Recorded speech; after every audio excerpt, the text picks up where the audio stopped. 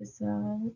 Espero que estejam todos bem, animados para mais um dia aí de jornada.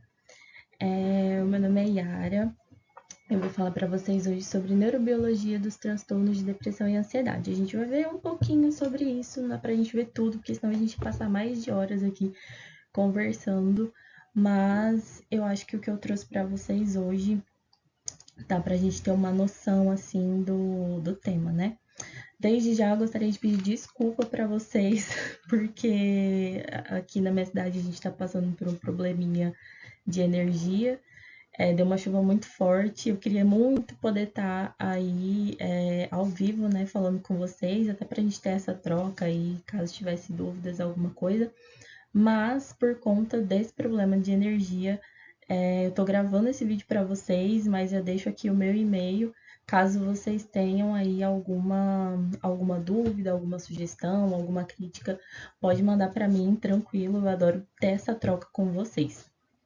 Então, vamos começar, né? Em relação aos transtornos mentais, é importante a gente discutir esse tema, porque os transtornos mentais até hoje, eles são considerados aí algo como algo preconceituoso, né, em relação às pessoas. As pessoas têm preconceito em relação àquelas que têm transtornos mentais. Até hoje, a gente vê muito preconceito em relação a isso. Então, é importante a gente falar para ter mesmo essa quebra aí nesses tabus e nesses preconceitos que se colocou, né, em cima de pessoas com transtornos mentais. Então, só para a gente dar uma situada aqui, no século XVII, ali na Europa, houve essa separação entre pessoas que eram consideradas normais e anormais, né? Então, as pessoas que geralmente tinham transtornos mentais, bandidos, prostitutas, eles eram considerados como anormais. Então, eles eram considerados pessoas que não poderiam fazer parte daquela sociedade. Então, eles eram levados para lugares específicos para terem tratamentos, né, específicos, que a gente sabe que não eram tratamentos. Essas pessoas eles passavam aí por uma onda de violência muito grande e eles eram largados, e eles eram considerados como loucos. Mas aí a partir do século XIX, principalmente em países como Itália, França, Estados Unidos, houve a introdução desse termo medicalização e terapeutização. Então, as pessoas passaram a ser tratadas, né? E o transtorno mental ele passou a ser tratado como uma doença e não mais como loucura. E essa introdução desses termos, dessa nova forma de tratamento, influenciou as políticas de saúde mental aqui no Brasil. Então, a partir daí, foram lançados aí manuais para orientação dos profissionais de saúde quanto ao diagnóstico dos transtornos mentais.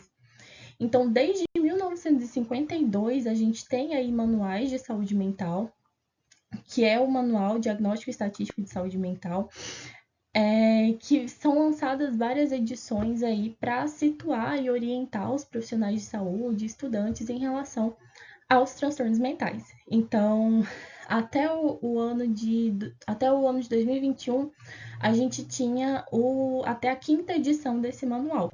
Mas agora, em 2022, a gente saiu aí uma reformulação dessa 5ª edição. Então, até 2021, a gente tinha o DSM-5, e agora, a partir de 2022, a gente tem o DSM-5, uma edição revisada. Algumas coisas foram mudadas, algumas coisas foram acrescentadas, mas essa edição revisada ela ainda não está disponível de forma gratuita, eu não consegui encontrar. Então, eu vou me basear aqui na edição a edição que não foi revisada, tá? Para a gente poder conversar, porque eu não consegui ter acesso aí a essa edição revisada. Então, a gente vai se basear na edição anterior. Então, pessoal, em relação aos transtornos de depressão e ansiedade, a gente vai ter 2 cenários mundiais. A gente tem o cenário antes da pandemia e a gente tem o cenário depois e durante a pandemia, né? Durante e depois da pandemia. Como que isso vai acontecer, né? Então, antes da pandemia, a gente tinha essa realidade aqui. De acordo com dados da Organização Mundial de Saúde até 2017, existiam 322 milhões de pessoas ao redor do mundo com algum tipo aí de transtorno de depressão, sendo que o Brasil, ele, no ranking ali dos países com maiores prevalências, né, de transtornos depressivos, o Brasil estava aí em segundo lugar, perdendo apenas para os Estados Unidos. E existe uma estimativa de que a depressão ela possa vir a ser a principal causa de incapacidade mental no mundo até 2030. Em relação aos transtornos de ansiedade, antes da pandemia, era esse cenário aqui que a gente tinha. Então, 264 milhões de pessoas ao redor do mundo com algum tipo de transtorno de ansiedade, e o Brasil, aqui no ranking dos 10 países com maior prevalência, né, de transtorno de ansiedade, o Brasil estava aqui em primeiro lugar. Então, era uma situação bastante preocupante. O que aconteceu depois, durante e depois da pandemia? Aconteceu um aumento, né, dessa prevalência de transtornos de depressão e ansiedade. E eu gosto muito dessa frase porque ela reflete bastante a realidade do que a gente está vivendo em relação à saúde mental. Então, nós vivemos uma pandemia pós-Covid-19 de depressão e ansiedade. E a gente vai ver isso porque eu trouxe alguns dados para vocês. Então, durante a pandemia, o número de pessoas, principalmente jovens, idosos e trabalhadores da saúde, tá? Foram acometidos muito aí por transtornos de ansiedade, transtornos de depressão e até mesmo índices de suicídio muito grandes, que a gente não estimava que poderia chegar a esse nível, né? Mas durante e depois da pandemia, acabou acontecendo. Então, de acordo aqui com o Relatório Mundial de Saúde Mental e alguns documentos aí da Organização Mundial de Saúde, no primeiro ano da pandemia de Covid-19, a prevalência global de ansiedade e depressão aumentou em 25%. E isso é muita coisa, gente. Isso é muita gente doente. Né? E as principais causas gerais, né, na população em geral, seria o estresse causado pelo isolamento social, sentimentos aí de solidão, medo, né, e preocupação com a infecção, com a doença, sofrimento, morte para si e para entes queridos, luto e preocupações financeiras. Muitas empresas, né, quebraram, mercadinhos assim de pequenas empresas mesmo, né, quebraram. Então isso aí gerou bastante preocupação, bastante prejuízo para as pessoas, né, e acabou de certa forma afetando a saúde mental. Entre os profissionais de saúde, apesar de todas essas causas, né, ainda tinha a exaustão de trabalho, que foi um gatilho aí para pensamentos suicidas. Então, os trabalhadores de saúde, eles trabalhavam por horas e horas e horas a mais, e isso acaba gerando exaustão e, consequentemente, isso pode vir a ser, né, junto com o medo e com a preocupação, um gatilho para pensamentos suicidas. E aí, jovens e mulheres foram os mais atingidos e principalmente também trabalhadores da saúde. Se vocês jogarem aí nesses periódicos aí de pesquisas, vocês vão ver uma grande quantidade de estudos que foram realizados aí com profissionais de saúde. Eu acho que vale a pena a gente buscar e a gente entender e a gente ler esses estudos, porque é uma coisa assim, muito preocupante, né? Como que a pandemia afetou esses profissionais de saúde e afeta até hoje, né? Então vamos começar aqui falando sobre os transtornos de depressão. A depressão, ela é uma doença psiquiátrica crônica e recorrente que gera alterações de humor. E essas alterações de humor, a principal alteração seria o humor deprimido, caracterizado por uma tristeza profunda, sentimento de culpa, baixa autoestima, perda de sono e apetite. Então, a gente vai ter uma perturbação, né, do sono e do apetite, perda de interesse e prazer em realizar coisas que antes eram prazerosas e passaram a não ser mais. E a gente vai ter diminuição da concentração, do foco, da atenção. Então, a gente tem, de acordo com o DSM, algumas subdivisões em relação ao transtorno de depressão, né? O transtorno de depressão não é uma coisa só. O transtorno de depressão, ele vem ali, tem várias classificações que estão ali descritas, né, no DSM. Então, o transtorno depressivo maior, ele vai ser um transtorno de humor comum, na verdade, é o transtorno mais comum que a gente tem, caracterizado por causar sintomas graves que afetam como o indivíduo se sente, pensa e lida com atividades diárias, como dormir, comer, trabalhar e estudar. Então, tudo isso daí vai estar, de certa forma, desconexo, né? No indivíduo com transtorno depressivo maior. O diagnóstico ele se dá a partir dos sintomas que devem estar presentes em pelo menos 2 semanas, né? E o sofrimento, ele tem que ser clinicamente significativo e causar prejuízos ali no funcionamento social, na qualidade de vida do indivíduo. Aqui no transtorno depressivo maior, é importante a gente falar que a pessoa que tem depressão, né, não só aqui no transtorno depressivo maior, mas nas outras classificações também.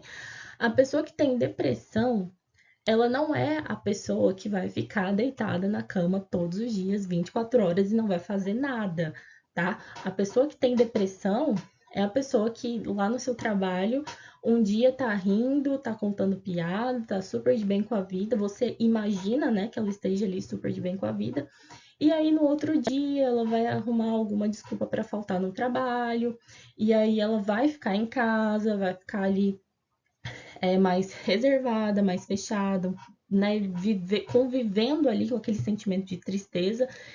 E esses sintomas, né, eles não são retilíneos, eles vão variando.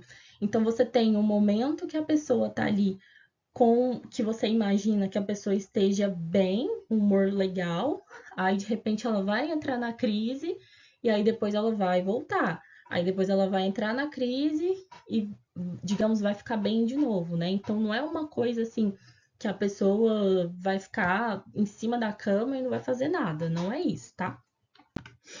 E aqui em relação ainda ao transtorno depressivo maior, as pessoas que têm transtorno de pânico, transtornos obsessivos compulsivos, anorexia nervosa, bulimia, transtornos de personalidade borderline, por exemplo, essas doenças, elas ocorrem em associação com a depressão.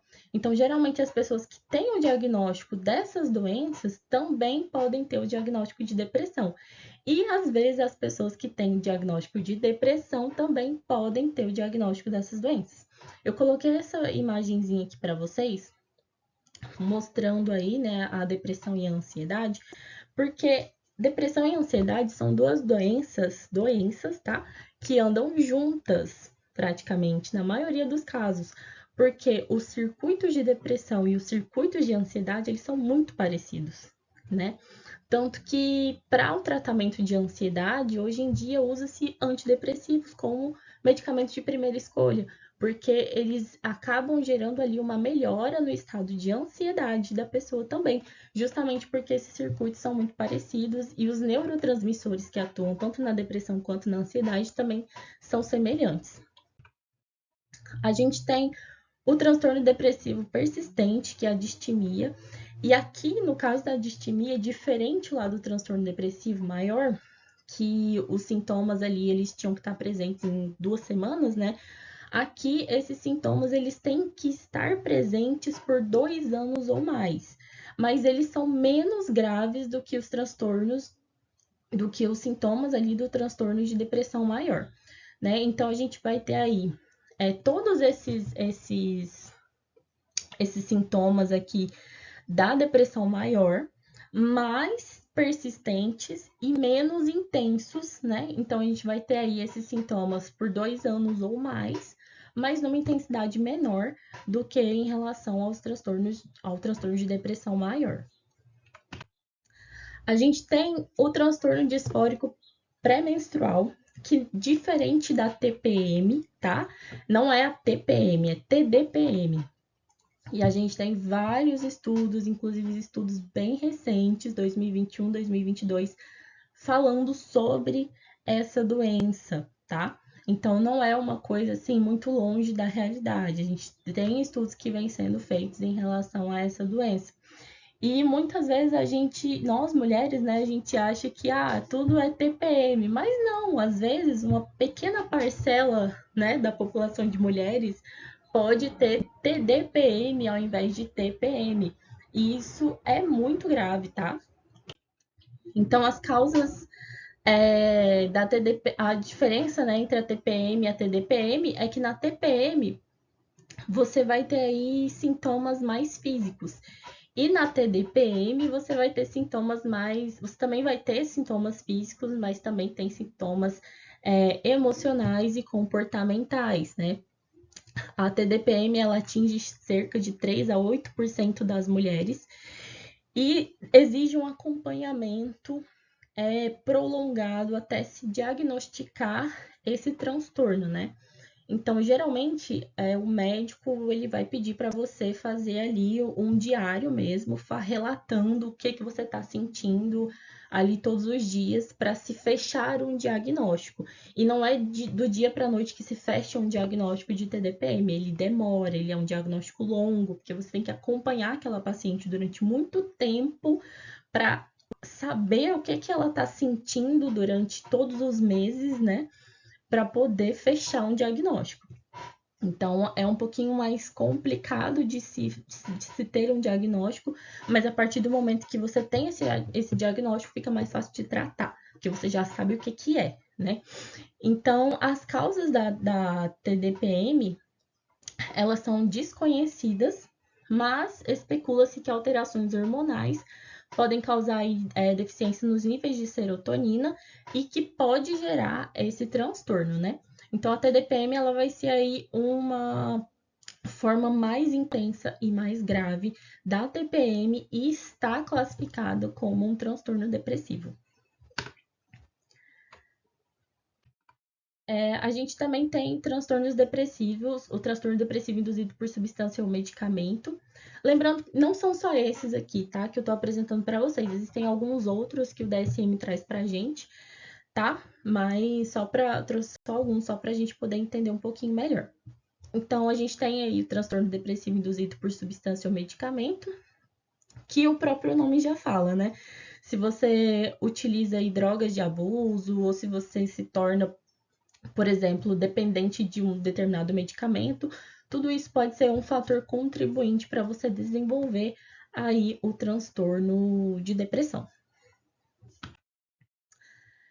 Bom, a depressão, ela causa aí diversos sintomas, né, no indivíduo que está doente. Então, a gente vai ter aí um estado deprimido, perturbações no sono, fadiga, um sentimento muito grande de culpa e às vezes uma culpa que a pessoa não tem nem nada a ver com a história, mas ela se sente culpada por aquilo ali de alguma forma, né? Então, a gente vai ter aí baixa autoestima, alteração da libido, alteração no peso, tá? Muitas vezes a pessoa em crise ali, na depressão, ela pode desenvolver uma compulsão alimentar ou ela pode simplesmente não querer comer, né? Então a gente tem esses dois extremos, né? Nós vamos ter problemas psicomotores, anedonia, distúrbio de sono, enfim, uma série de sintomas, né? Mas a gente precisa saber o que causa a depressão. E para a gente entender essas causas, a gente tem algumas hipóteses que tentam explicar o porquê da depressão. Então, a primeira hipótese que a gente tem é a teoria monoaminérgica. E ela apareceu aí, né, em meados da década de 60 e foi baseada na eficácia antidepressiva de inibidores da recaptação de monoaminas, né? Inibidores de monoamina. Então, basicamente, o que essa teoria ela vai dizer para a gente? Nós temos aí 3 principais neurotransmissores no nosso organismo que vão regular uma série de coisas no nosso corpo, né? Então, a gente tem aí a noradrenalina regulando o humor, a concentração, a atenção e a memória.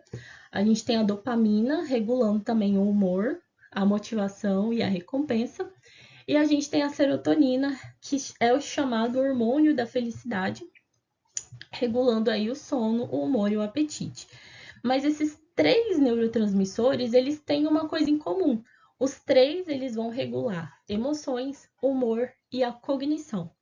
A teoria monoaminérgica diz pra gente que quando a gente tem uma baixa nesses neurotransmissores, a gente vai ter o estado depressivo, Mas a partir do momento que você trata essa baixa de neurotransmissores, né? Você consegue aí, de alguma forma, fazer com que as concentrações desses neurotransmissores sejam aumentadas lá no nosso cérebro. A partir do momento que a gente consegue isso, a gente consegue ter um estado de melhora aí do nosso paciente, né? Então, aqui, essa figurinha tá só mostrando aqui 3 neurônios, né? Neurônio noradrenérgico, dopaminérgico, serotoninérgico e como que eles vão agir ali nos seus receptores, mas a gente vai ver isso de uma forma melhor e mais didática agora. Então, em condições normais de humor, né, no indivíduo saudável, né, em condições normais de humor, a gente tem ali essas monoaminas, esses neurotransmissores, atuando nos seus receptores, digamos assim, de uma forma normal, né? Então, esse sistema, ele tá acontecendo de uma maneira normal. Então, a gente tem ali os neurotransmissores dentro das vesículas sinápticas, essas vesículas, elas chegam ali, né, essas vesículas, elas liberam esses neurotransmissores na fenda sináptica, e ali na fenda pode acontecer diferentes situações. Esses neurotransmissores, eles podem ser degradados por enzimas que ficam ali. Esses neurotransmissores podem se ligar aos seus receptores no neurônio pós-sináptico, né, para poder fazer a passagem do impulso. E esses neurotransmissores, eles podem ser recaptados e voltar para dentro do neurônio pré-sináptico. E aí, quando ele volta para dentro do neurônio, ele pode tanto sofrer ação de uma enzima chamada monoaminoxidase, ou ele pode voltar para dentro da fenda para ser liberado ali para dentro da vesícula, perdão, para ser liberado ali na fenda novamente. Então, isso daí vai gerar, é o que acontece normalmente no organismo de uma pessoa que não tem transtorno de depressão, tá? A partir do momento que a gente tem um indivíduo com depressão, o que vai acontecer? Todo esse mecanismo aqui, ele vai estar acontecendo. Mas, o que acontece aqui? A gente tem uma baixa na produção desses neurotransmissores. Então, tá vendo aqui? No indivíduo normal, a gente tem bastante neurotransmissor dentro da vesícula sináptica. No indivíduo com depressão, a gente já tem uma concentração menor. Então, como a gente tem uma concentração menor, seja de dopamina, de serotonina ou de noradrenalina, isso vai impactar diretamente no humor e no comportamento desse indivíduo. Então, aqui, apesar ainda, né, como um fator a mais, assim, dessa baixa de neurotransmissores, a gente ainda vai ter esse sistema de recaptação funcionando, né, retirando ainda mais neurotransmissores ali da fenda, e a gente ainda vai ter a ação da monoaminoxidase degradando esses neurotransmissores, e a gente ainda vai ter aqui enzimas na fenda degradando esses neurotransmissores. Então, o que já era baixo ficou mais baixo ainda, né? Então, isso daí vai caracterizar, vai proporcionar ao indivíduo um humor deprimido e alterações de comportamento típicas da depressão. Quando a gente entra com o tratamento, existem vários diferentes tipos de tratamento que a gente pode ter aqui. Então, a gente pode tratar o indivíduo a partir do bloqueio dessa recaptação de neurotransmissores, que vai fazer com que a concentração dele seja maior ali na fenda. A gente pode bloquear também essa enzima que degrada os neurotransmissores.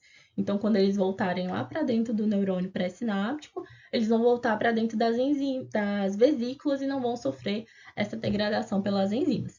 E a partir daí, a gente consegue aumentar a concentração desses neurotransmissores na fenda, proporcionar ali uma passagem, né, do impulso de forma correta.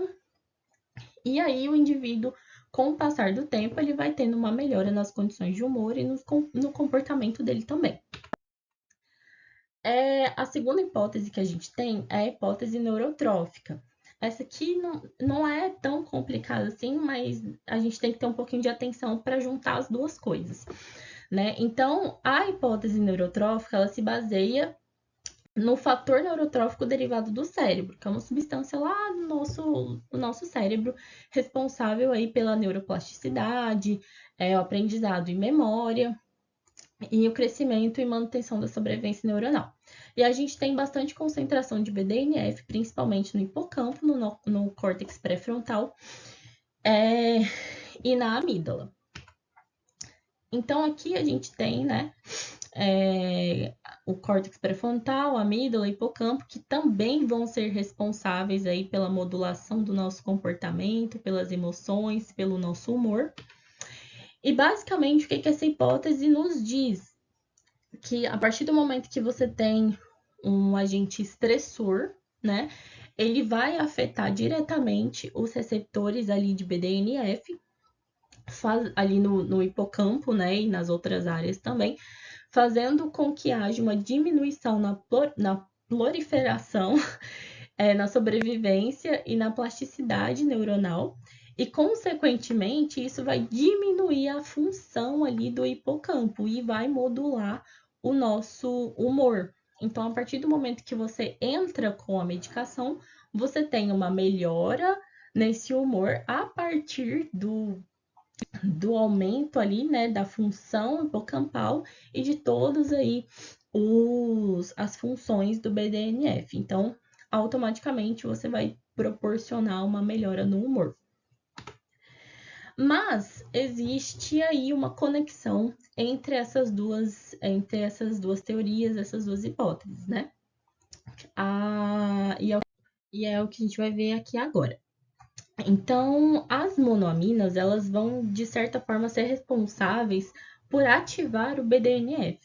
Então, a gente pode associar essas duas teorias, porque se você tem uma diminuição de monoaminas, consequentemente, você vai ter uma diminuição de BDNF, porque são as monoaminas que vão regular a transcrição do BDNF.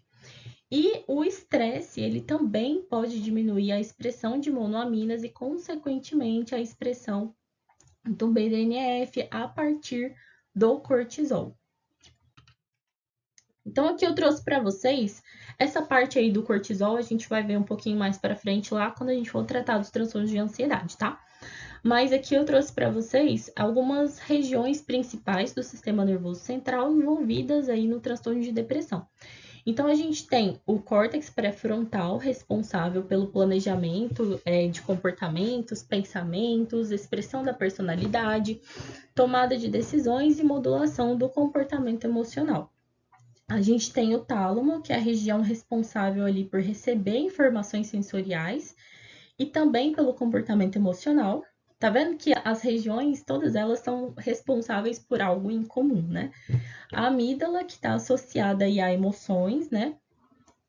Raiva, prazer, tristeza, medo, excitação sexual e memória emocional também.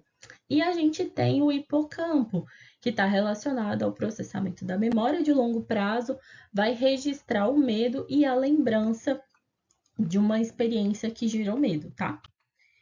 Então, a gente tem aí essas principais áreas que no transtorno de depressão podem sofrer alterações estruturais e funcionais. Então, o córtex pré-frontal, por exemplo, a gente vai ter um menor volume do córtex, né? E alguns estudos também trazem para a gente que pode haver anormalidades no fluxo sanguíneo, no metabolismo da glicose e, consequentemente, o córtex pré-frontal acaba tendo uma menor atividade em comparação ao de uma pessoa normal, né? Uma pessoa sem transtorno de depressão. Então, isso daí vai estar relacionado a uma maior reatividade à tristeza e, consequentemente, à depressão, né? Pensamentos negativos, pessimistas, comprometimento na tomada de decisões e a decisão para o suicídio. Então, de certa forma, quando a pessoa decide, né, atentar contra a própria vida, é a partir do comprometimento aí do córtex pré-frontal. Não só dele, mas principalmente dele. Em relação ao tálamo, né, ele vai receber a maioria das informações sensoriais e transmitir para o córtex, né? Então, aí a gente vai ter uma função aí dessa estrutura responsável pela fala, pelos comportamentos, movimentos, pensamentos e aprendizados. E quando a gente tem ali um transtorno de depressão, vamos ter prejuízo no discernimento de sentimentos agradáveis e desagradáveis. Então, a pessoa ela tende a ficar mais pessimista e não interpretar bem sentimentos de felicidade, por exemplo. Às vezes, uma determinada situação poderia causar uma alegria na pessoa, ela não interpreta como alegria, ela interpreta ali como se fosse completamente o contrário. Em relação em relação às alterações no hipocampo, alguns estudos demonstram uma assimetria entre hemisférios cerebrais e, consequentemente, uma diminuição no volume do hipocampo e diminuição de substância cinzenta. Isso vai fazer com que haja uma perda neuronal, né? Algumas pesquisas elas sugerem que a exposição contínua ao cortisol prejudica o crescimento de células nervosas nessa parte do cérebro, porque o hipocampo ele tem uma grande quantidade de receptores de glicocorticoides e o cortisol ele é um glicocorticoide. Então, quando você tem altas concentrações de cortisol, pode acabar implicando nessa disfunção aí, essas alterações estruturais e funcionais do hipocampo. E por último, a gente tem a amígdala. Por último, mas não menos importante, né? Em pessoas com transtornos de depressão, foi visto ali uma diminuição no volume da amígdala, mas uma hiperativação associada ao transtorno de ansiedade. Então, a gente vê aí uma associação entre depressão e ansiedade a partir de disfunções na amígdala. A amígdala ela faz conexão com outras regiões e vai modular respostas fisiológicas e comportamentais a estímulos emocionais. Então, essas outras conexões que a amígdala faz com o córtex pré-frontal medial, núcleo accumbens e hipocampo vão ser responsáveis pela modulação de comportamentos e a resposta a estímulos emocionais.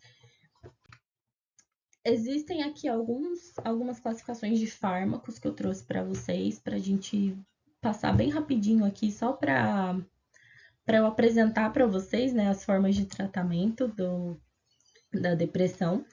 Então, a gente vai ter aí fármacos inibidores seletivos da recaptação de serotonina, inibidores seletivos da recaptação de serotonina e noradrenalina, antidepressivos atípicos, antidepressivos tricíclicos e inibidores da monamina oxidase.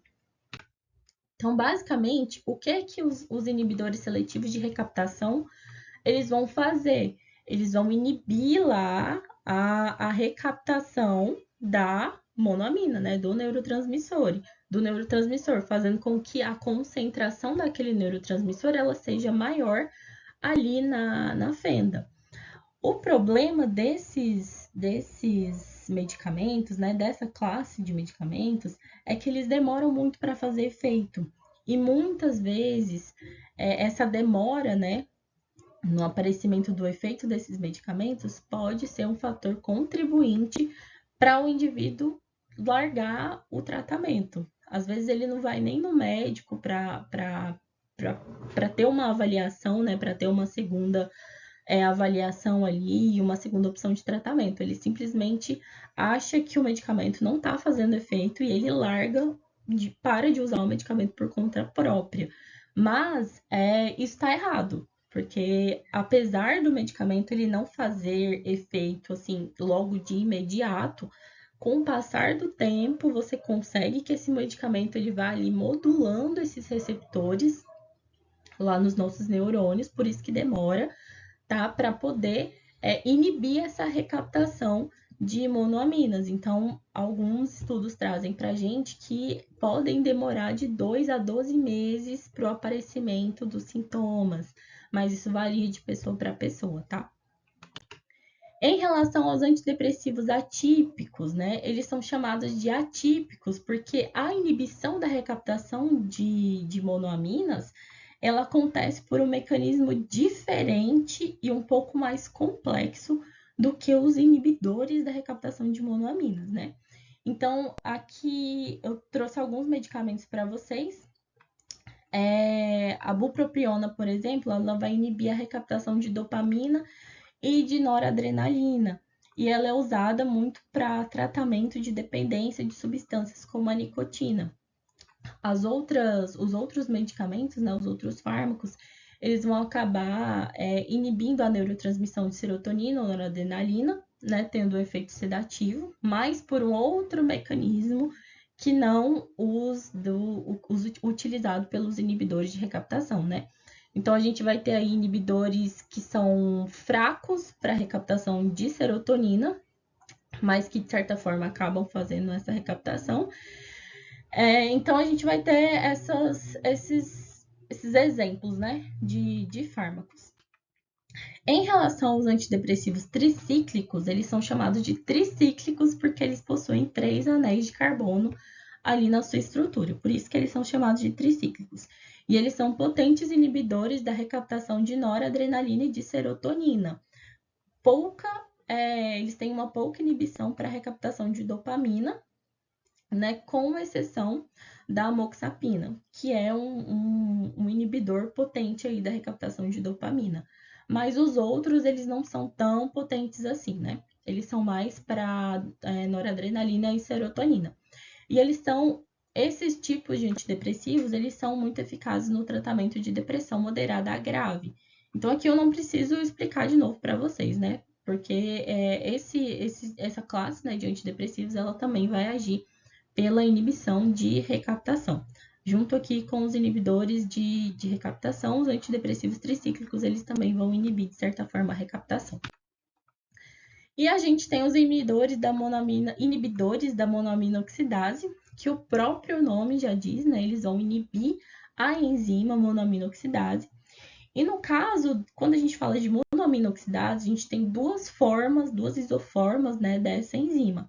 A monoamina oxidase A, que vai ter uma preferência pela degradação de serotonina e noradrenalina, e a gente vai ter a monoamina oxidase B, que vai ter uma preferência por dopamina, tá? Não é que a MAO-A vai degradar somente serotonina e noradrenalina e a B vai degradar somente dopamina. Não é isso, tá? Elas têm uma preferência por esses neurotransmissores, tá bom? Então, a gente vai ter aí, a partir da introdução desse medicamento, né, a inibição dessa enzima, né, monoamina oxidase, fazendo com que quando o neurotransmissor ele volta ali para dentro do neurônio pré-sináptico, ele não seja degradado, tá? Então, aí ele vai voltar ali para a vesícula e vai ser liberado novamente na fenda e a gente vai ter um aumento na concentração desses neurotransmissores. Agora vamos falar sobre o transtorno de ansiedade. Da mesma forma que a gente viu lá na depressão, a ansiedade aqui trouxe para vocês alguns conceitos, né? Então, a ansiedade, ela é uma resposta fisiológica, ela pode ser, né? Não se tem ali um conceito fechado em relação à ansiedade. Então, ela pode ser uma resposta fisiológica de sobrevivência e de antecipação a uma possível ameaça. A ansiedade, ela vai gerar aí sintomas e sentimentos, né, no indivíduo, como, por exemplo, hipertensão, tensão muscular, sudorese, medo, taquicardia, insegurança e inquietação. Diferente do medo, né, o medo ele vai ser aí uma resposta emocional a uma ameaça imediata e real. Então, ele está relacionado a uma reação aí de luta ou fuga. Então, quando você tem um medo iminente, que você está vendo, né, aquela situação que pode te gerar medo, aí você tem uma resposta imediata. A ansiedade, ela é uma antecipação dessa resposta, porque muitas vezes, você não tem ali a ameaça real, né? Você tem só um pensamento repetitivo de algo que pode ser ameaçador para você e você já se prepara, né? Mas, independentemente disso, tanto a ansiedade quanto o medo são condições importantes, fisiológicas importantes para a preservação da vida diante a uma situação geradora de estresse. gente fala de estresse e ansiedade, a gente tem que lembrar desse gráficozinho aqui, falando pra gente sobre essa relação entre estresse, ansiedade e performance e desempenho. Porque dependendo do nível de estresse, né, ou de ansiedade, ele pode trazer benefícios ou ele pode trazer malefícios. A gente tem um estresse ali, um estado de estresse normal, né? Que a gente considera ali como normal. Às vezes você acordou um dia e não tá muito bem, você não vai ser muito produtivo. Mas de repente você não dormiu bem à noite, por isso você não vai ser muito produtivo, né? Mas às vezes você dormiu a outra noite bem, e aí no outro dia você vai conseguir ter uma maior produtividade, né? Um maior desempenho. Em relações em que o estresse ele é alto, mas ele ainda não é, ele é um estresse alto e aceitável, né? No nível aceitável. Ele ainda não é um estresse que pode te causar prejuízos, né? A gente vai ter aí estados antes de uma prova de concurso, por exemplo, antes da apresentação de um trabalho, antes de um jogo, né, muito importante, você vai ter aí níveis altos e aceitáveis de estresse, mas que vão contribuir para a melhora da sua performance e do seu desempenho, fazendo com que você se sinta mais motivado, mais focado naquela tarefa que você está fazendo. E depois, lógico, depois que termina, né, essa tarefa, os níveis de cortisol, digamos assim, de estresse, eles voltam ali ao estado basal. E a gente tem os níveis de estresse que vão gerar doença, né, que são níveis exagerados de estresse que vão impactar na performance, no desempenho e vão diminuir essa performance e esse desempenho, gerando um estado patológico. E aqui a gente tem transtornos de depressão, que a gente já viu que podem ser causados aí pelo aumento excessivo de cortisol, e o transtorno de ansiedade. Então, aqui a gente já viu que a ansiedade ela é uma reação bioadaptativa, ela é uma resposta de sobrevivência do nosso organismo. O que seriam os transtornos de ansiedade, né? Nada mais do que todos aqueles sintomas de ansiedade, mas de uma forma exagerada. Então, a ansiedade patológica ela vai ser uma resposta exagerada e de longa duração que acontece diante ou na ausência de uma ameaça real. Então, você pode estar diante de uma situação ameaçadora ou você pode somente estar pensando em uma provável situação ameaçadora. E isso vai gerar prejuízo na qualidade de vida, na capacidade funcional, interação social e produtividade do indivíduo. Então, vai impactar a qualidade do indivíduo de uma forma quase que geral, né? A gente tem aqui alguns tipos de transtorno de ansiedade. Eu não vou me ater muito a isso, porque senão eu acho que a gente passa muito do tempo. Ainda tem muita coisa que eu quero trazer para vocês. Então, a gente tem o transtorno de ansiedade generalizada, que é o excesso de preocupação com a vida, com tudo que envolve rotina. A gente tem o transtorno obsessivo compulsivo, que são ações repetidas e muitas vezes a pessoa que tem o toque, ela sabe que aquilo que ela está fazendo não faz sentido, mas ela não consegue não deixar de fazer, ela não consegue evitar aquele comportamento e aqueles pensamentos também. Toque também pode ser pensamentos repetitivos, tá? A gente tem aí fobia social, que o próprio nome já diz, né, o que é, a pessoa tem medo de interações sociais, por medo de julgamentos, por medo de constrangimentos. A síndrome do pânico, que são ataques súbitos de medo, associado a sintomas como taquicardia. Aqui na síndrome do pânico, não sei se vocês já tiveram a oportunidade de ver alguém, oportunidade, né, olha só, mas eu não sei se vocês já tiveram essa oportunidade, né, de ver alguém passando aí por uma síndrome do pânico, que é algo bem triste, não é legal de se ver, é bem preocupante, mas, assim, a pessoa que tem síndrome do pânico, ela é aquela pessoa que vai chegar na unidade de saúde e vai falar para você assim, eu tô morrendo, eu tô tendo um infarto, mas na verdade não, ela tá tendo ali um episódio de pânico, né? A síndrome do pânico, ela vai gerar muitos sintomas semelhantes ao do infarto. Por isso que a pessoa vai chegar para você e falar assim, me ajuda que eu tô tendo um infarto. E dependendo do nível aí dessa crise de pânico, a pessoa realmente pode começar a ter dormência no braço, a ter dormência na boca, a boca vai ficar ali torta. Eu acho que, não sei se vocês já viram uma pessoa com infarto, mas entorta ali a boca, começa como se fosse adormecer ali partes do corpo. E a pessoa com pânico, ela vai passar por isso. Só que ela não tá tendo infarto, ela tá tendo uma crise de pânico. Então é muito importante quando a gente vê, quando a gente sabe que uma pessoa pode passar por isso, quando a gente presencia isso, a gente ficar atento àquela pessoa, principalmente se for uma pessoa mais próxima da gente, porque se isso acontecer de novo, a gente tem que tentar acalmar essa pessoa, tá? Porque ela não tá tendo infarto, é uma crise de pânico.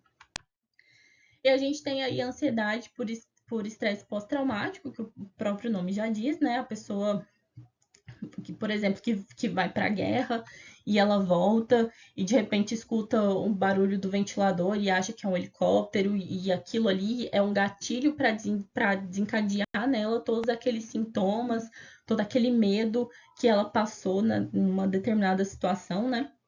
Então, a gente tem aí esse transtorno de estresse pós-traumático. E a gente tem fobias específicas, que eu coloquei aqui para vocês não confundir com a síndrome do pânico. Por quê? Porque nas fobias específicas a gente tem algo específico, concreto, de que a pessoa tem medo, tá? Que vai desenvolver o pânico daquela pessoa.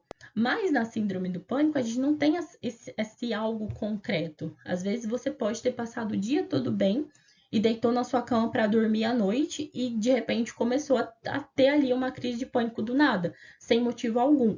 Nada aconteceu de diferente no seu dia que justifique aquilo ali, mas aquilo ali acontece. Então, nas fobias específicas, a gente tem algo concreto que vai desenvolver, vai fazer com que a pessoa passe ali por uma crise de pânico, digamos assim. Mas no transtorno de pânico, a gente não tem esse algo concreto. Então, o que a gente pode dizer em relação a todas essas classificações do transtorno de ansiedade? Que todas elas vêm a partir de um estresse, que vai gerar preocupações e medos exagerados. E a característica principal dos transtornos de ansiedade é essa resposta inadequada ao estresse, que é regulada pelo sistema nervoso. Então, aqui a gente tem algumas das principais regiões envolvidas no transtorno de ansiedade. Então, a gente tem o tálamo, córtex sensorial, hipocampo, amígdala e o hipotálamo. E aqui é muito interessante a gente falar, porque o tálamo ele vai receber as informações. Então, a partir do momento que alguém toca em você e que te gera um gatilho, uma lembrança de algum toque que você não gostou, ou às vezes o gosto de uma comida que te lembra alguma coisa, ou o cheiro, ou você ouviu alguma coisa, ou você viu alguma coisa, tudo isso vai chegar ali no tálamo e o tálamo vai enviar essas respostas para as outras partes do cérebro até chegar ali na amígdala. Quando chega na amígdala e ela começa a decodificar todas essas informações que chegaram, ela vai passar essas informações lá para o hipotálamo, perdão. E aí o hipotálamo vai decidir se aquela situação é uma situação realmente de luta ou fuga ou não. Né? Na verdade, a amígdala vai decidir se é uma situação que precisa do hipotálamo, né, para você lutar ou fugir, ou se ela pode ali dar uma inibida no hipotálamo, porque não é uma situação preocupante. Então, é a amígdala que vai dar essa decisão. Então, aqui a gente vai ter o famoso eixo hipotálamo, hipófise e adrenal. Então, a partir do momento que a gente tem o estresse, né, causando aí dor, traumas, medos, causado, né, por dor, traumas, medos, emoções, enfim, essa informação de estresse, ela vai chegar lá no hipotálamo. Quando ela chega no hipotálamo, o hipotálamo vai liberar um hormônio chamado de CRH, hormônio corticotrópico. E aí, esse hormônio, lá no hipotálamo, ele vai estimular a hipófise a liberar a ACTH. E o ACTH, uma vez na corrente sanguínea, vai lá nas glândulas adrenais e vai estimular as glândulas adrenais a liberação de cortisol e de catecolaminas. Não só de cortisol, tá? De glicocorticoides em geral, mas principalmente do cortisol. Então, no córtex das adrenais, a gente vai ter a liberação de cortisol e na medula das adrenais, pela ação do ACTH, a gente vai ter a liberação de catecolaminas, tá? O cortisol, ele vai ter a ação aí de pegar substratos energéticos e glicose, né, principalmente, e vai ser responsável por uma série de outros fatores, principalmente a imunossupressão. E a adrenalina e a nora, elas vão aumentar a pressão arterial, a frequência respiratória, para manter o organismo em alerta. Em situações de estresse agudo, alguns estudos trazem que o mecanismo de feedback negativo, né, que é quando o organismo, em situações normais de estresse, tem esse aumento de cortisol, e aí quando esse aumento de cortisol ele é sinalizado lá para o hipotálamo, para ele diminui, né, os níveis de cortisol. Então, alguns estudos dizem para a gente que esse mecanismo de feedback negativo ele acontece em situações de estresse agudo em aproximadamente 15 minutos, mas esse tempo varia, tá? Mas é basicamente como se você estivesse ali numa situação de estresse e de repente te desse aquele alívio, né? Então, aumentou os níveis de cortisol e de repente abaixou os níveis de cortisol e te deu um alívio frente àquela situação de estresse. Mas em situações de estresse crônico, esses altos níveis de cortisol na corrente sanguínea viram uma exposição recorrente. Então, você vai passar ali por várias situações de estresse crônico rotineiramente, e essa exposição ao cortisol, aos altos níveis de cortisol, vai acabar gerando muitos problemas, né, ali no seu organismo. Então, esses altos níveis de cortisol, principalmente a partir de preocupações e medos exagerados, eles vão interferir na liberação de alguns neurotransmissores, como serotonina e noradrenalina, que a gente viu lá na depressão, e o GABA, né, que é um neurotransmissor novo aqui que está aparecendo para a gente. Então, pessoal, entre os principais neurotransmissores envolvidos aí no transtorno de depressão, como eu falei para vocês, a gente tem o GABA, a serotonina e a noradrenalina. O GABA, ele é o ácido gama-aminobutírico e ele é o principal neurotransmissor inibitório do nosso sistema nervoso central e está relacionado a funções de relaxamento, concentração e sono. E a serotonina, o famoso hormônio da felicidade, como a gente já tinha falado, e a noradrenalina, que vai regular o humor. O tratamento aqui dos transtornos de ansiedade, então, ele vai se focar aí na modulação desses neurotransmissores. Então, ele vai aumentar a expressão desses neurotransmissores. Mas aqui a gente precisa ter um diagnóstico muito bem fechado de transtorno de ansiedade, porque às vezes se você aumenta demais esses neurotransmissores, você pode gerar na pessoa um episódio de mania, por exemplo, né? E aqui a noradrenalina e a serotonina, elas vão ter a ação ali pelo mesmo mecanismo da depressão que a gente já falou. Então aqui, os antidepressivos, eles são hoje em dia considerados os principais fármacos, a principal classe de fármacos, né, empregada no tratamento da ansiedade, eles vão agir por aqueles mecanismos que a gente já viu, né, mecanismos de recaptação dessas monoaminas. E a gente tem a buspirona, que é utilizada aí como medicamento de segunda escolha a partir do momento que a pessoa ela tem algum problema, alguma contraindicação em relação aos antidepressivos ou os benzodiazepínicos, né? Aqui o mecanismo ele é semelhante aos antidepressivos inibidores da recaptação de serotonina, e eles têm menos efeitos adversos se a gente comparar a buspirona com benzodiazepínicos. E ela também pode estar associada a receptores de dopamina, mas principalmente a receptores de serotonina. Aqui a gente tem os benzodiazepínicos, né? Mas antes da gente falar dos receptores benzodiazepínicos, a gente tem que falar sobre o GABA. Os receptores GABA, eles são na verdade, os receptores GABA, né, eles são receptores ionotrópicos, então eles são receptores de canais iônicos.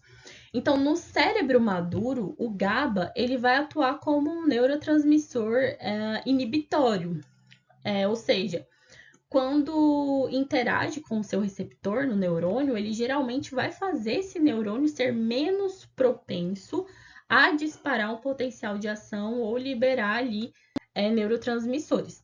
No caso, existem dois tipos de receptores de GABA, né, que o GABA vai interagir. Então, a gente tem o GABA-A, que são esses receptores ionotrópicos que eu falei para vocês, e a gente tem o GABA-B. Em relação ao GABA-B, a gente não vai entrar para falar dele aqui, porque ele é um receptor acoplado à proteína G, que também é chamado de metabotrópico, né? E que ele vai abrir canais de potássio, mas não interessa para a gente falar sobre ele agora. A gente vai falar sobre os receptores GABA-A. Deixa eu passar aqui. Foi. Então, como o GABA pode reduzir essa transmissão neural, o aumento da atividade GABA ela pode ter efeitos sedativos. Então, existem uma série de drogas, fármacos que possuem esses efeitos sedativos, porque o seu mecanismo de ação ele envolve a ligação com esses receptores GABA. Então, por exemplo, álcool, benzodiazepínicos, barbitúricos, todos eles interagem com receptores GABA para aumentar a atividade desse receptor. Então, aqui, quando o receptor está vazio, ele é inativo e esse canal de cloro ele está fechado. Quando o receptor está ligado ao GABA, a gente tem a abertura desse canal para a entrada de cloro dentro da célula para gerar ali uma hiperpolarização. Quando a gente tem o receptor de GABA junto com benzodiazepínicos, o que a gente vai ter? Uma ligação, a ligação do GABA potencializada pela ação dos benzodiazepínicos. E isso vai resultar numa maior entrada de íons cloreto.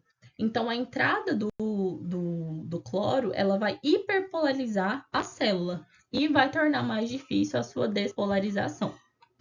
Então, aqui em relação aos barbitúricos, a gente vai ter praticamente o mesmo mecanismo ali dos benzodiazepínicos, né? É o mesmo mecanismo, mas uma ação diferente. Uma coisinha ou outra ali neles vai ser diferente. Então, pessoal, aqui os barbitúricos eles vão promover um maior tempo de abertura dos canais iônicos. Os benzodiazepínicos, eles vão fazer o quê? Eles vão fazer com que esses canais eles tenham uma maior frequência de abertura. Então, eles vão abrir mais os canais.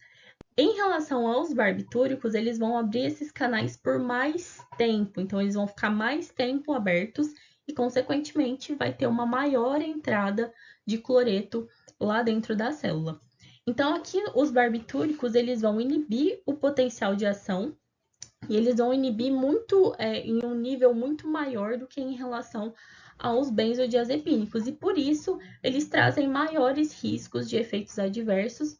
Ou seja, a mesma dose que você usa de benzodiazepínicos e a mesma dose de barbitúricos, eles vão ter ação diferente, né? Então, eles vão ter ali, apesar de terem ali basicamente o mesmo mecanismo, a dose vai interferir muito na ação. Então, aqui nos barbitúricos, a gente vai ter alteração motora muito maior do que em relação aos benzodiazepínicos. Eles vão ser hipnóticos potentes, sedativos potentes e uma dosezinha a mais ali pode gerar ali um estado de coma ou morte para aquela pessoa. Geralmente os barbitúricos eles são muito utilizados em anestesias, né, pré-anestésicos ali para dar uma acalmada ali na ansiedade, no nervosismo da pessoa. Os benzodiazepínicos já são mais utilizados clinicamente aí para a pessoa poder fazer até o tratamento em casa mesmo. E existem outros hipnóticos que são utilizados aí para o tratamento de transtorno de ansiedade. E eu escolhi falar de propósito sobre o famoso Zolpidem, que virou um fármaco aí da modinha, principalmente entre jovens. Então aqui eu trouxe para vocês o motivo de eu ter escolhido falar aí sobre o Zolpidem. O Zolpidem hoje ele vem sendo um fármaco muito consumido de forma extremamente irresponsável pelas pessoas e isso pode gerar prejuízos assim, enormes, tanto para quem toma, né, de forma irresponsável e tanto para pessoas que não têm nada a ver com isso. E a gente vai entender como que isso funciona. Então, o Zolpidem ele é bastante utilizado aí para processos de insônia.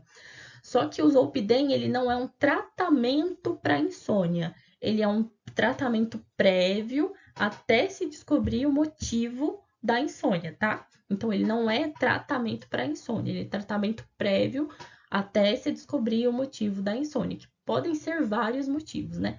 Então, até você descobrir qual é o motivo daquela insônia, você pode tratar durante um determinado período com o Zolpidem. Então, no processo de sono natural, ele é um processo lento. Então, o cérebro ele vai relaxando ali aos poucos até entrar no estado de sono profundo e você dormir. O sono com o Zolpidem, ele é um processo mais rápido e abrupto. Então, é como se você tivesse mesmo um interruptor ali no seu cérebro. E de repente ele tá ligado, você toma o medicamento e ele de repente desliga e você dorme, né? Então ele não tem todo esse processo de gerar um relaxamento, para liberação de hormônios para você poder dormir. É como se ele desligasse mesmo a chavinha lá no seu cérebro e você dormisse. Ao tomar Zolpidem, você deve ali imediatamente dormir, deitar para dormir. Porque essa demora para deitar ou a tentativa de resistir ao sono pode causar alucinações, tá? Como que o Zolpidem ele vai funcionar? O Zolpidem ele vai se ligar à subunidade alfa do receptor GABA e vai interagir com aminoácidos diferentes em domínios de ligação diferentes dos benzodiazepínicos. Então, ele vai é como se ele tivesse a mesma ação dos benzodiazepínicos, mas de forma mais potente e gerando menos efeitos adversos.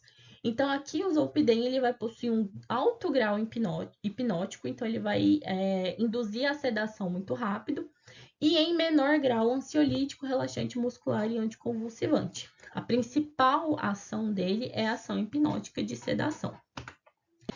Então, o Zolpidem ele deve ser utilizado a curto prazo, né, por um período aí de 2 a 5 dias, e após esse período, deve-se fazer uma nova avaliação médica, se for necessário, né, para continuar esse tratamento. E se for preciso continuar esse tratamento com o Zolpidem, aí não para tratar a insônia, né, mas para a pessoa conseguir dormir melhor, esse tratamento a longo prazo, ele é de até 4 semanas, não pode passar disso, tá bom? O Zolpidem, ele pode causar aí dependência psicológica, se ele for utilizado de forma desregrada, se ele for utilizado sem acompanhamento médico, se ele for utilizado de forma irresponsável, porque a pessoa passa a ter uma dependência psicológica daquele medicamento por achar que ela tem a necessidade de adormecer rápido e ela não conseguir ter ali uma ansiedade, né, para tolerar a espera normal do período ali para você pegar no sono. Então a pessoa acha que ela tem que pegar no sono ali imediatamente e o Zolpidem faz isso, por isso que pode desenvolver essa dependência psicológica. O Zolpidem, ele pode provocar sonambulismo e perda de memória.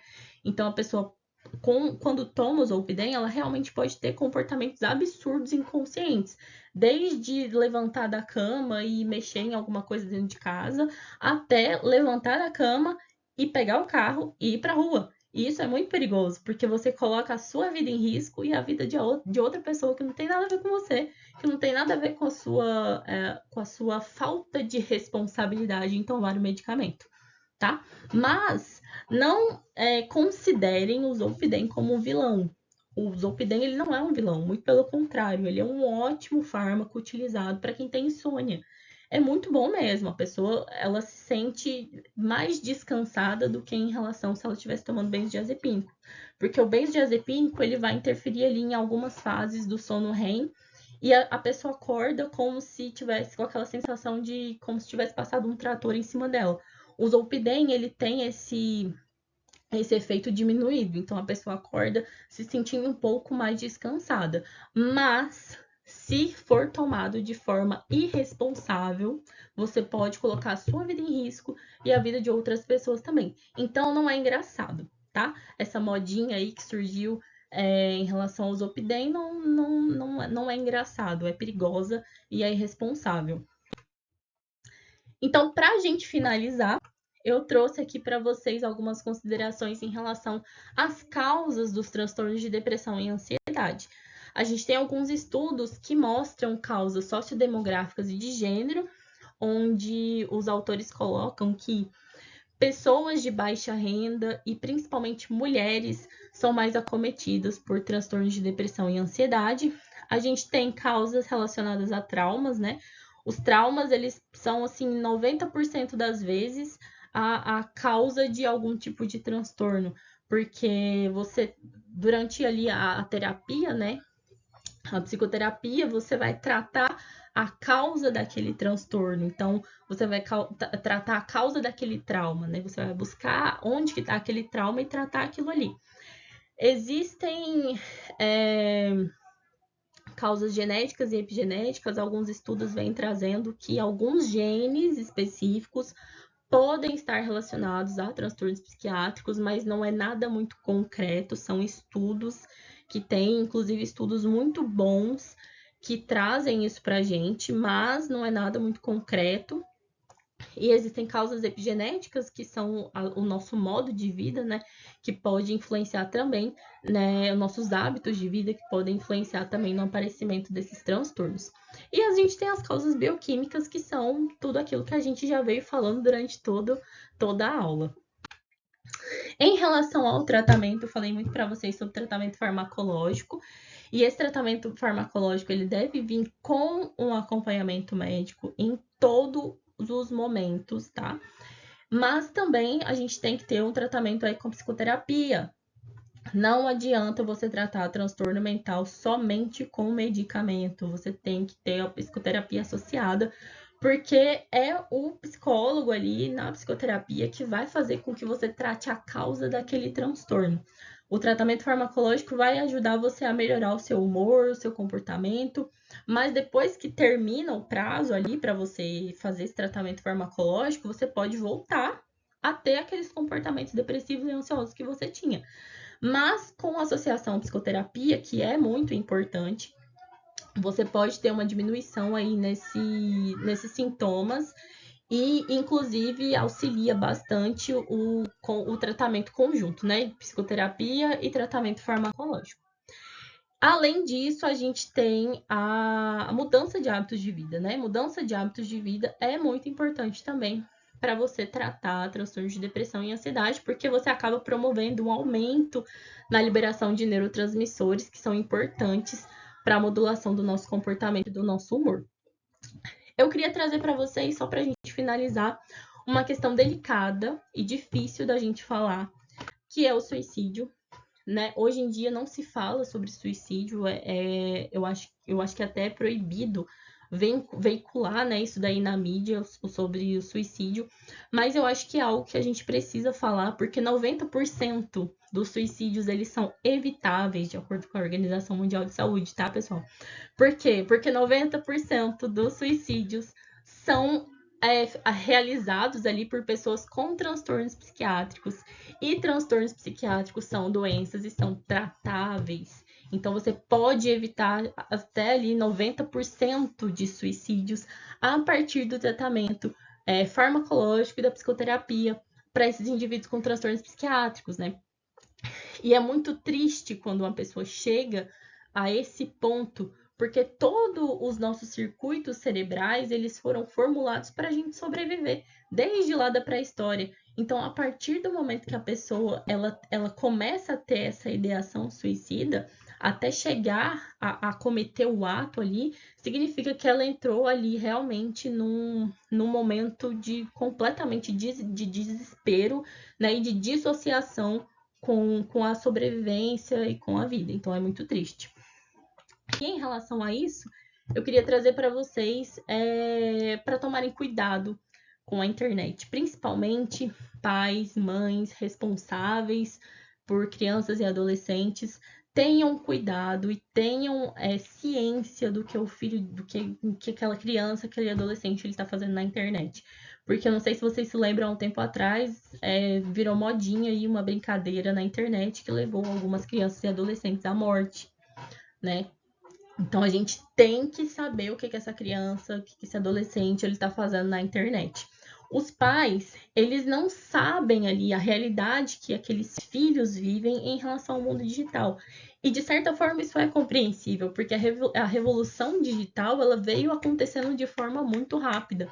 Mas isso não exclui a responsabilidade que nós adultos temos que ter em relação ao que essas crianças e esses adolescentes acompanham, veem e acham graça, né, na internet. Porque às vezes uma coisa que ele acha engraçado não é engraçado, é nocivo.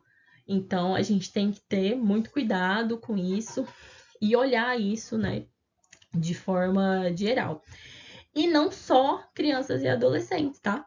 Pessoas adultas, jovens adultos, idosos, também a gente tem que ter um cuidado bem grande em relação ao que a gente vê na internet, tá? Porque às vezes a gente pensa que é só criança e adolescente, mas não. Às vezes a gente também faz algumas coisas e se conecta com algumas pessoas de forma irresponsável na internet, e isso acaba gerando uma frustração muito grande para nós, pessoas do lado de cá, né, digamos assim, do lado bom da internet. Isso acaba gerando aí um prejuízo muito grande para a gente, gerando frustração, e a gente pode acabar entrando ali num estado de depressão, de ansiedade.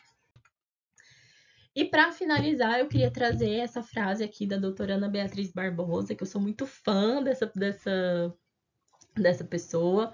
Ela é uma médica psiquiatra, tem alguns livros aí que viraram best-sellers, né? E eu gosto muito do trabalho dela, acompanho o trabalho dela. E essa foi uma das frases que ela falou em um dos podcasts que ela tava, que me impactou bastante e eu quis trazer para vocês. Então ela diz o seguinte: nós nunca estivemos tão distantes e tão pertos e ao mesmo tempo tão pertos e tão distantes. Por quê? Hoje em dia, as pessoas viraram reféns da tecnologia. Você não consegue nem ir ao banheiro sem levar o celular. Então, você acaba perdendo ali o seu convívio social, o seu convívio familiar por conta da tecnologia. A tecnologia, você não tem que ser refém da tecnologia, mas a tecnologia tem que estar ali agregada à sua vida para te favorecer em algumas coisas, para facilitar a sua vida.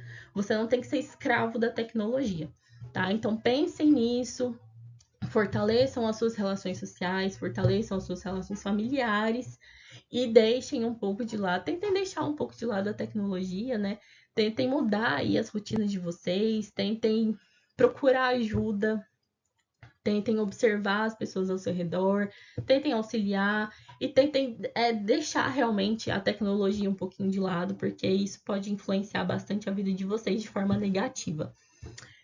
Era isso que eu tinha para trazer para vocês hoje.